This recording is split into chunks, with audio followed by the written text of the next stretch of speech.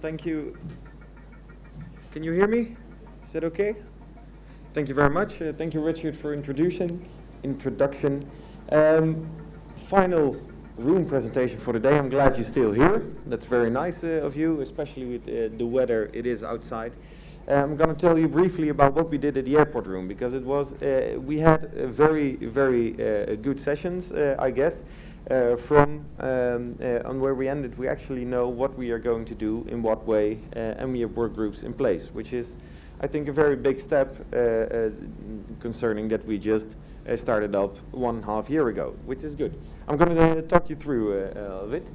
The first thing to talk to you about is, why do we have an airport room? There is always some discussion about it. You can always ask why do we need an extra room? The only thing you have is buildings and you have infrastructure, so it's already taken care of.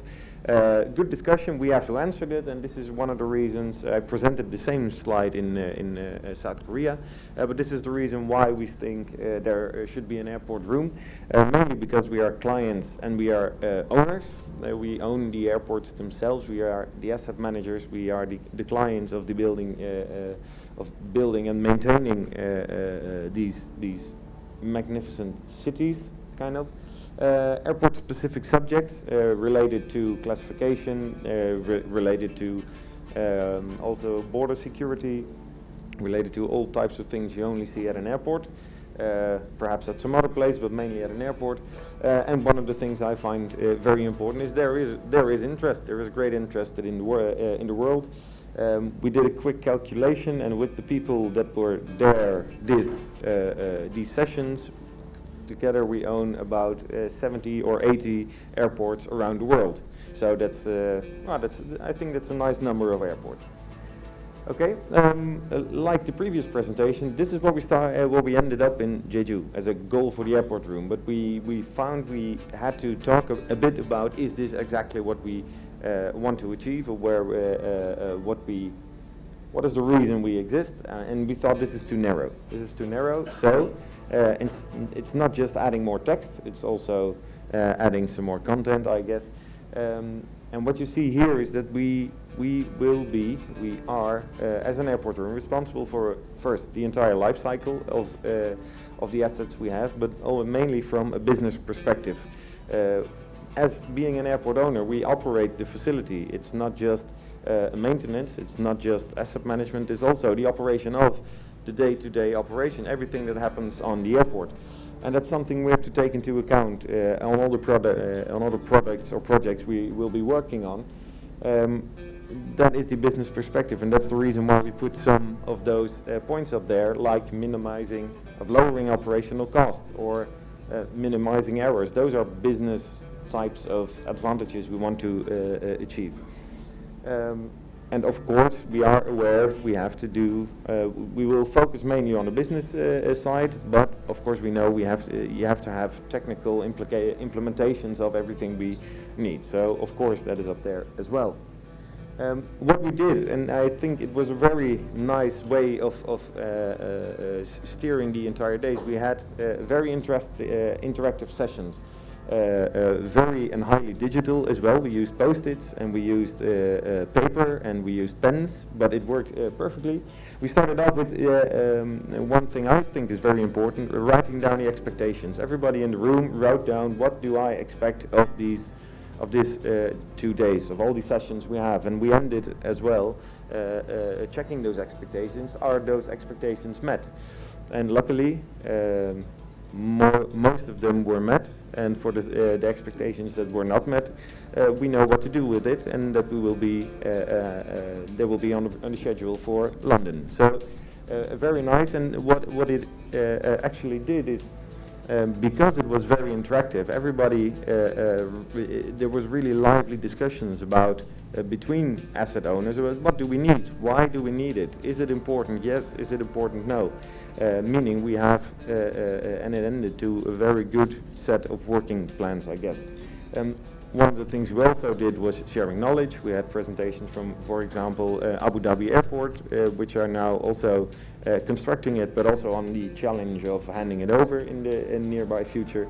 And of course the connection to the other rooms, because what we will do, or what we will need, we are aware that there are other rooms, like building room, like the infrastructure room, who already have done many things. We need something as an airport, so what we are going to do is describe what we need. Then we will talk to the other rooms. Can you help us with that? Do you have it or not? If it's already there, great, we are done. If it's not there, we will work together to find a solution for that. And this is what it looks like. On the left you see chaos, but it is everything is there. All the issues related to operating, maintaining, asset management at an airport are there. And we structured it all the way to work packages. The working title is still the airport document. For now, it is a thing in which we have some chapters. 5 as we see it right now. We start off with some this is actually the product of the airport room. If we have this, then we will be very happy. And what will be in there are things that we will describe as an airport, what you need for operating and maintaining the airport through the entire life cycle. And as you can see, we also have people who will be working on it, which is great. It's not just theoretical. No, we're actually going to do something. And I think for starting up just a half a year ago, that is very quick. And I'm convinced that in London we can actually have a lot of these things conceptual ready already. But next to that, this will be the high-over document. We also we know we have some things, the technical things we have to describe as well. First off is of course classifications. We are not, I can't say we're not interested as an airport owner in the classifications, but we are very aware we need one to structure all the data. So of course there will be a work group, and if you see there, a lot of people are going to contribute to that. These are only the people, by the way, who attended here, but we have a lot of other airports who couldn't make it, like Copenhagen or Munich or Heathrow, but they will also contribute and work together with us on this. So that's great. Next session we will talk to you more about in depth of what it's going to be. And then one big step, I guess, as well, the steering committee consisted of 3 people, which was myself, which was Rob Roef, who is over there with your hand. Hi Rob, that's Rob. If you have any questions, ask him. I'm done after this session, you can ask him. And of course Alexander Worf, who's in the back there, he's always there. So we are the steering committee, but we found some people who are willing and able to join us in the steering committee, which is great, I guess. Jean Perouk, I think, is that the correct pronunciation? Yeah, of Vinci Airport from France, and Ashraf El Gabri. He is already gone back to Abu Dhabi, but he is also going to join us. And there is interest from Inchin, but they have to make some formal things to arrange in Inchin itself. But also a great step, I guess. So we have some more airports instead of just a Dutch airport. So that's great. I think that's good. So it ended up with happy faces, and the happy faces are not just because of the work we did, the way we did it, but it's also, and that's my final word, thanks to the organization, both from Building Smart. So thank you, Richard. Thank you, Richard, for your great hosting this year, and of course Sergio and your team. Thank you very much for helping us achieve these great results here in Barcelona. So thank you all.